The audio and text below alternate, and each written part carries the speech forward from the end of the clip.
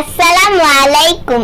আমি উম্মে ফাতিহা। প্রিয় ছোট্ট বন্ধুরা, আজকে আমি তোমাদের একটি মজার গল্প শোনাবো। এক দয়ালু ছোট্ট পরীর গল্প। এক গ্রামে লায়লা নামে এক ছোট্ট মেয়ে থাকতো। তার পরিবার গরিব ছিল। বাবা প্রতিদিন খেটে খেত, কিন্তু অনেক সময় খাবারও জুটতো না তাদের।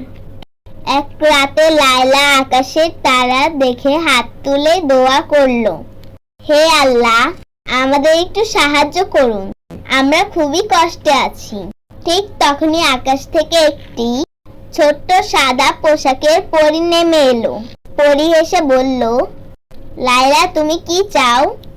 লায়লা অবাক হয়ে তাকালো তার দিকে। কাঁপা কাঁপা কণ্ঠে বলল, আমি নিজের জন্য কিছু চাই না, আমি চাই আমার বাবা মা আর গ্রামবাসী সুখে থাকুক। সবার যেন কষ্ট না হয়, সবাই যেন সুখী শান্তিতে বসবাস করতে পারে। এই কথা শুনে পরী খুব খুশি হলো। সে জাদু ছুঁয়ে দিল। মুহূর্তেই গ্রামে তৈরি হলো একটি বড় কূপ। সেই কূপে সবসময় পরিষ্কার মিষ্টি পানি থাকতো। গ্রামবাসীরা পানি পেল, ফসল ভালো হলো, আর এবার সবাই খুশি হলো।